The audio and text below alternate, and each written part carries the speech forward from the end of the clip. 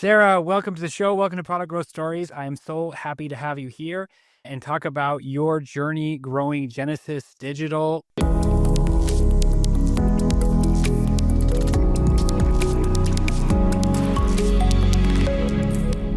Which is holding so many different digital marketing tools that we all know and love. Can you give me a little bit of the background about Kartra and WebinarJam, and how did you get to the point today as the CEO of Genesis Digital?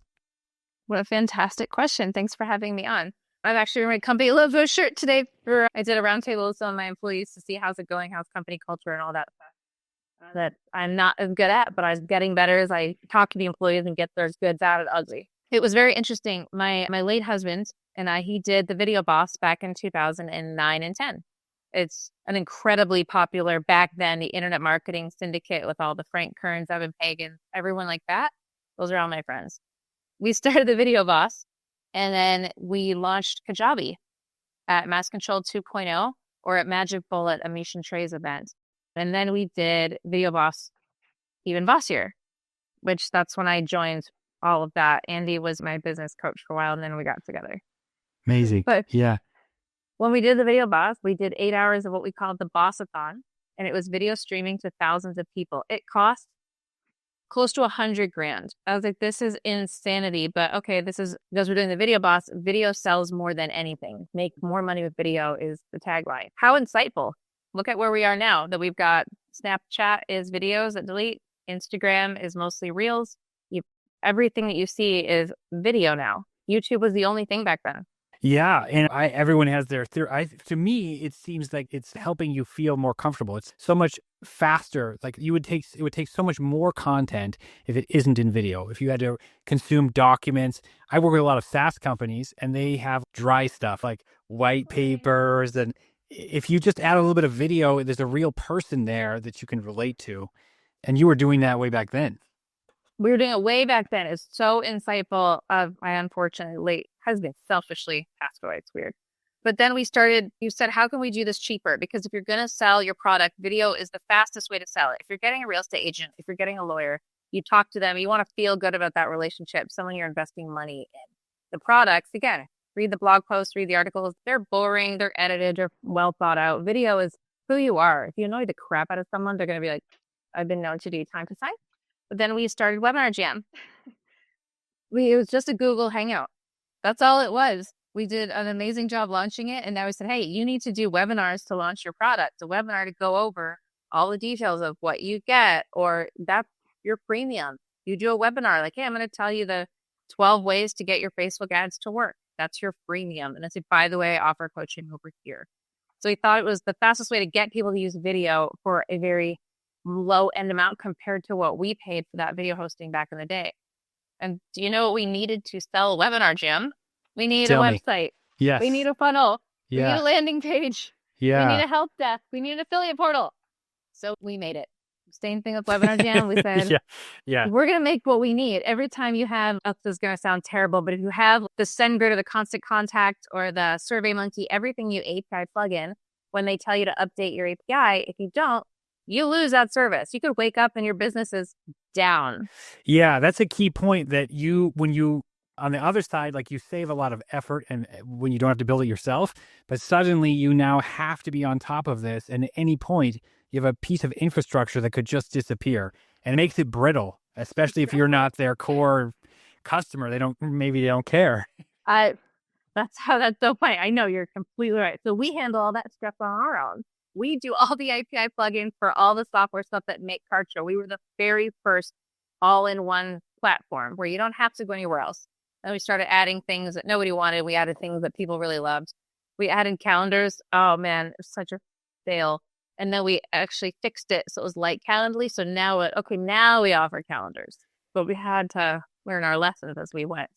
Yeah. So you have these. So I don't know the right way to ask this, but you've made all these like different elements that internet marketers need because you know what internet marketers need, right? Obviously, level most people don't. But I don't know. It's like you could have also just white labeled something, rebranded it, made a partnership. What made you decide to go down this road of building it yourself versus the other ways you could have got it done? because of the way we did WebinarJam, as it started as a Google Hangouts overlay, it was so easy. And we didn't want to white label that either. Our biggest customers came from Powered by WebinarJam. Our biggest customers I came remember from that. Yeah. exactly. You're like, oh, I wish I got rid of this. We don't wish you got rid of that. I would even have my aunt, who's a midwife, call me. She goes, I was on a midwife webinar and it was Powered by WebinarJam. I was like, yay, that's awesome. That's what we do with Kartra. So we can add these services.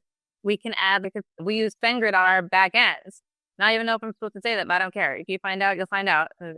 Our honesty policy too. But we don't mark it up from there. We have an email god that works with to make sure your emails are hitting the inbox. All the stuff that you usually do wrong, he'll catch it first before he allows you to send the email. Pain in the ass. But it saves your email. That makes us a higher quality email delivery service. So we've got that on top of the SendGrid, and we don't charge like very little more than they do, but you get that email god getting into your box. Somebody using Kartra does not want to deal with SendGrid. Let's just tell you, it just doesn't make any sense. And I have to say, I like Kartra, and I think there's all these different players, right? You've got, let's see, Go High Level, ClickFunnels, Kartra. Then there's like a lot of newcomers, Kajabi, right? Then there's like System and like a bazillion like knockoff things. And I don't know how to describe it, but Kartra hits this certain point of like usability, and it has some other like good features that might be complicated otherwise, like order bombs and this kind of thing. How do you, because I'm curious about your product strategy, because in the marketing world, it can get really mega complicated, and that might not actually help anyone. Making super complicated funnels is not the answer. How do you go about deciding like what makes sense for your user, like your Kartra user? Are they different than the persona that might go after one of your competitors? So when we launched Kajabi at the very beginning. Andy was the marketing behind all the successful launches, and then took a little percent on the back end, which was great. And we're partners with Kajabi. So we saw them running sales. Andy's, we're going to make our own. So we're just going to, they bought us out. They're super great guys. I know them, Travis and Kenny, when they started it. Now Kenny just sold it like a year or 2 years ago. But we knew that product back then, and we knew we could do it like truly the all-in-one. So you don't have to go anywhere else. And now that everyone's copying us, which is a great compliment, we have a dev team that decides we're going to do this better. Kajabi's thing was easier. It was membership sites. So they were better at membership sites than we were. But what we did was we took their opinions of their customers too, that switched over, and then left us for them again, or left us for Go High Level, because Go High Level will let you white label. But it's like we wanted to do it better. So what we have rolling out is our dev team will talk to our marketing team and our customer service highest and rep. They always talk to each other. This is what the customers are saying. Here's what they actually need. What we have coming out is AI integrated funnels. So all you're going to have to do is put in the prompts of your business, and it will create that funnel for you. I'm really excited about it. And then our Kartra, this is such a stupid sales pitch, which I'm not doing. I'm just trying to defend my product. But there's so many things you can do with Kartra that are confusing. There's unlimited things that you can do with our clicks on every little thing that we offer, from affiliate portals. There's 19 ways to run your affiliate portal, 100 ways to do links and how much percentage you're giving, and $1 nothing, then a full price, 3%, 20%, whatever you offer. Kartra can do it all. It's just really hard to learn. The latest thing we're doing on our devs roadmap is the ease of UI. Ease of usability is the number one. We want it to be like the iPad or Apple genius of the drag and drop. That's where we're going. Yeah. I feel like you're not that far away from that compared, because I've used them all compared to other ones. And there's so many, as with software, you can't get it right for everyone. There's always something that like doesn't work the way you want it to. But that's something I liked about Kartra always, is that it's like quite simple to make a funnel that should work. So you can focus on the things that matter, like the copy, that the actual, make sure you send the right data to whatever ad pixels you need. And you don't have to worry about, does this JavaScript code match for like what I've said is the conversion event or whatever you have to do in some of the other ones. Yeah. We don't talk smack about the other ones. I know Russell at ClickFunnels. I know the Heights from Go High Level. I know all of them. They were all like my friends, and we're all competition, but not really. If Go High Level is more your style, go with them. If membership sites are your be all end all and ours don't quite match up to what you're looking for, go with them. There is enough customers, and the need is so high that whatever product you choose, even if you choose Calendly, SendGrid, everything you want specifically and plug it in yourself, and that works best for you, do that. Do what makes your business the fastest money possible. Yeah. And how do you maintain focusing on, say, reliability versus like new features when you're looking at your whole suite of applications? So what we have is the problem with the calendar when we rolled it out is it doesn't have the integration with your Gmail, which was a huge problem. So we couldn't be proud of our calendars. So we didn't put a bunch of advertising into our calendars because we're like, it's not good enough. We got to go back to the drawing board on that one. And then if we look at what people are complaining to us most about, Kartra does not break. Either the entire Kartra goes down. What a bad day for me. I hear about it all over the map, from Facebook to my cell phone's blowing up. It'll go down for 15 minutes, an hour. Oh, people are pissed, and it's their whole business. I'd be pissed too. I'm the owner. It's definitely my fault. I did something wrong. But our reliability is key. So nothing breaks. Your funnels don't break. Your help desk doesn't break. All that stuff we test, and we've got QAs, like a quality assurance and dev. Sure, it worked. We have a bug. It's on our fix it list. Like, a bug does not last, but it doesn't break your company. It doesn't break your product. I think when things don't work as well as the funnels rolled out webinars for a minute and it just didn't go very well. Either they didn't have the features or it broke or shut down or something. So we put in webinars, but they either don't break, or if they do, that means everyone's webinar broke, probably an AWS something fixing on the hosting side broke, but it's definitely our fault. So we'll go after those things with conviction, because I just got back into my own company. I stepped down as CEO. I started doing real estate in Texas and masterminds and stuff like that for fun. Was done running the corporate HR stuff, which is boring, but I truly love my staff. I really love my product. I'm very proud of it. And actually really love my clients. A lot of them, whether you stay clients of mine or not, I care about all of it. I'm a mom, I'm emotional, I'm a woman, but because I care so much, I just joined back into my own company to do roundtables with my employees, one-on-ones. If they want to just tell me what's wrong, tell me why you hate something, tell me why you love something, I'm here for you. I actually give a shit. It's not just the software, it's boring software, but to me, it's my late husband. I'm super attached. We started this, we built it. I'm not going to let it go that easily. Yeah, this makes me think about, I don't know the right way to ask it, but I'm sure you've seen this, how if your focus goes somewhere else, that kind of entrepreneurial energy disappears, and it's very hard to find the people that can just make things continue to improve in their own ways. And so I love hearing that you are still putting that like focus on your own company's employees. And when you look at, for me, I feel like AI is the most ridiculous trend I've ever seen. I've never seen anything like this. And how do you see this affecting people who are, I feel like when you're coming to internet business, it's not separate anymore. That's any business. How is this going to affect entrepreneurs, do you think? AI is, in my opinion, just starting. You know how everyone came out with a virtual reality game? Everyone. This own virtual reality platform. PlayStation came out with one. Now Meta's got it. Meta's the only one that really took, and not very well. It will. They just weren't ready for it. Same with AI, but with AI is still learning. You see the one where the computers were talking to each other about how to end humanity? No. They have some work to do. That's like nightmare fuel, man. I can't look at that. This is not iRobot. But we thought the same thing, but we're like, hey, if we learn which AI to integrate, which one will actually give you the accurate. So we're not going to launch it just willy-nilly because it's a waste of everyone's time. I think everyone's launching it a little too quickly. Like I do a podcast, and when we do podcast snippets, AI will write it way better for us. We just edit it. So we use it for a lot of starting emails or starting descriptions of whatever we're doing, and then we edit it. Yeah, I think a lot of people do that. And it's like where it works right now. Everyone talks about a young intern is what AI feels like.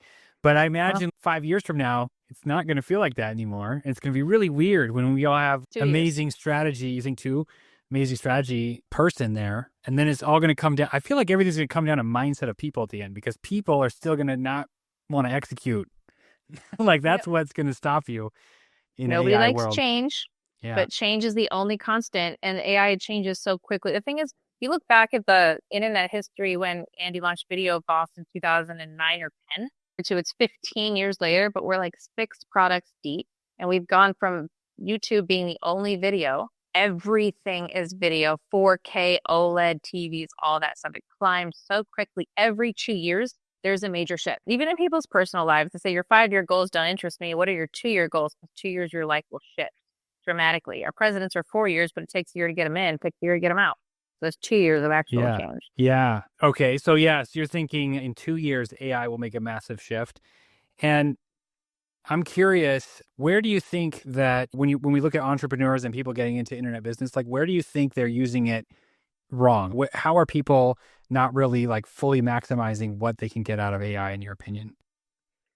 We just started using it personally for our podcast, and I'm writing a book. So this person puts in the AI prompts, and we're learning which prompts work best, which gives you the most reliable answers to save even on editing time. If you're going to write an email, which you should be doing 2 or 3 emails a week to your list, that takes a long time to write. It takes a long time to get creative. Then AI will tell you what is trending on Google right now for your ideal client list. So we did the Google Hangouts for WebinarJam stem from the need for video on the internet. But what does every marketer say? You feed hamburgers to a starving crowd. That's how you succeed. But you have to know your clients. If you don't know who you're trying to reach, you're going to get lost in the shuffle. It's so oversaturated that it's crazy that you think you can jump onto YouTube and teach people how to bake cake and you'll be successful. That's just not going to work out. If you go after the trad wife, 6 kids, and the dog, very surprising way to make cake with the kid on your hip and a dog biting your knees. This 20-minute cake will change your kids' birthdays. Don't worry about the $100 order. Then you've got a niche. Where did that come from? That was so specific. Love it. I've done it. I had to make a cake with a baby on my hip, and I'm like, oh crap! And it did not go well. It burned to the ground. The kitchen is alive, but still. Yeah. Actually, this reminds me of a really common entrepreneur mistake that I see in the internet marketing all the time. Also in SaaS products, not for established companies, but often for people's like first attempt at a product, which is they come up with the product and then they have this question, how do I market my product?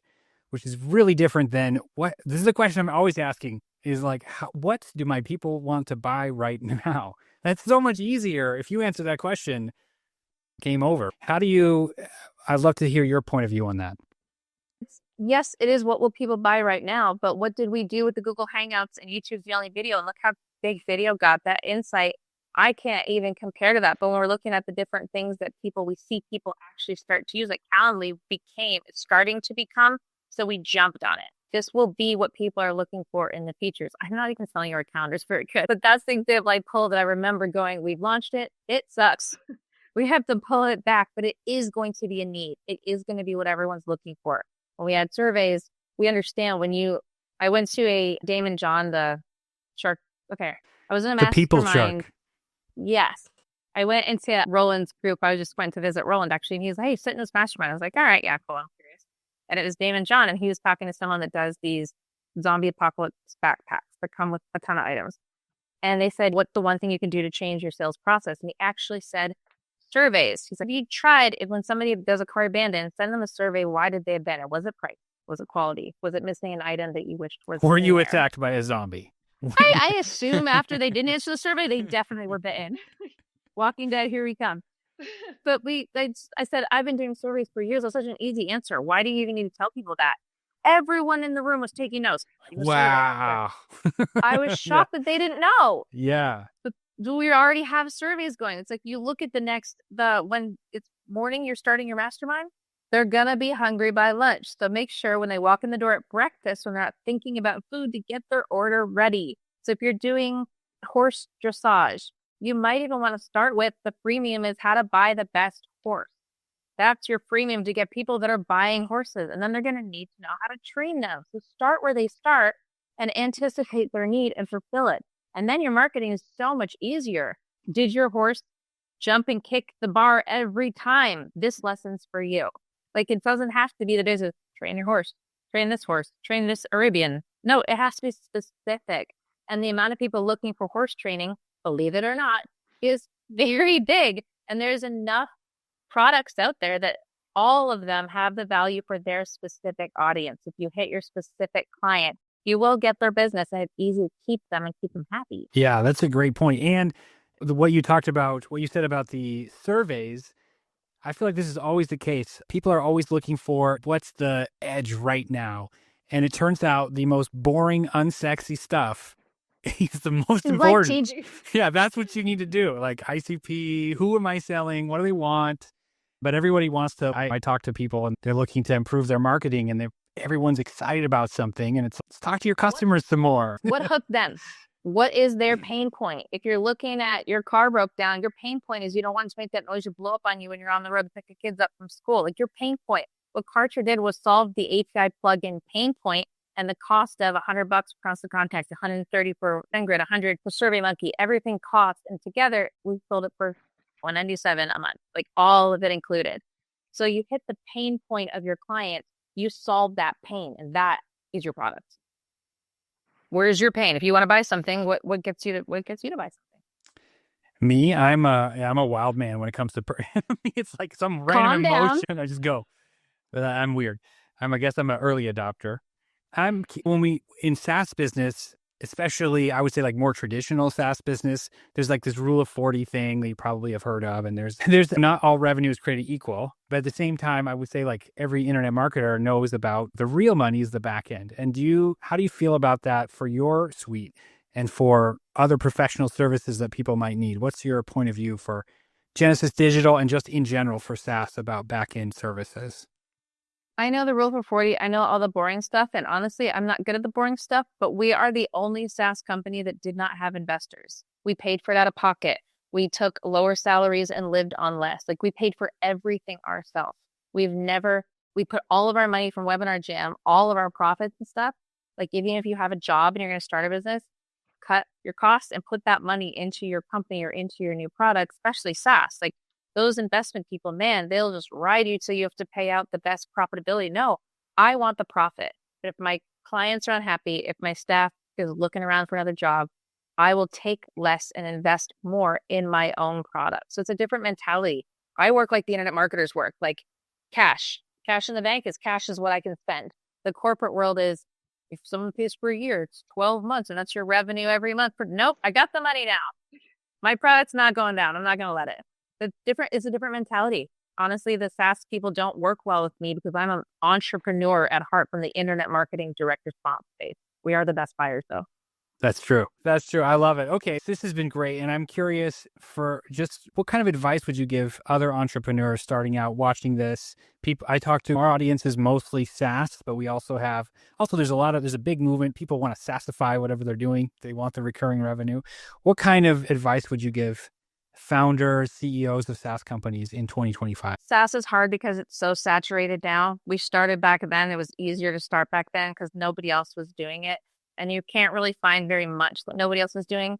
But if the products that you use as an internet marketer aren't satisfactory to you in some way, come up with a plugin and go small, have it integratable in the other softwares that are already succeeding. You don't have to take over the world. It's harder in this respect.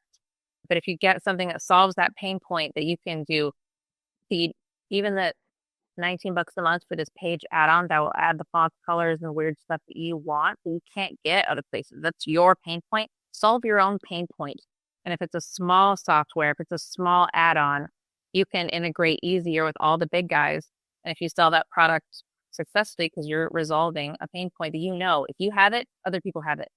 That is the easiest thing to get into. And as you do software, I'd recommend you do another product on the side, like how I built it, how I got my email list, how I got my clientele to listen to my email to how my open rate got open. Because your side premium or side product, even $19 a month, will make that little difference in your client's life before they're ready to buy your software, before your software's ready. This is like the classic. This is classic for internet marketing people, but I feel like in the SaaS world, nobody knows that you could sell an info product on how to do the thing.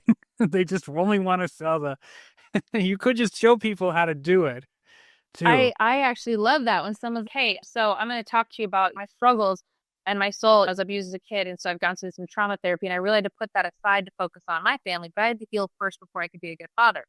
And when you say that personal story and development, now you've got this trust element. People will trust you more and listen to you more. They'll open your emails more. Look what I just did to you. I just shared something about myself. They're telling me exactly. Joe does this really well. Joe Polish. He tells you exactly what he's doing. And he's doing it with you and for you right in front of you. And you're like, I'm game. Yeah. That's great. Thank you so much, Sarah. I really appreciate your time and sharing your story. And thank you. Oh, thank you. It was so fun. That was fun.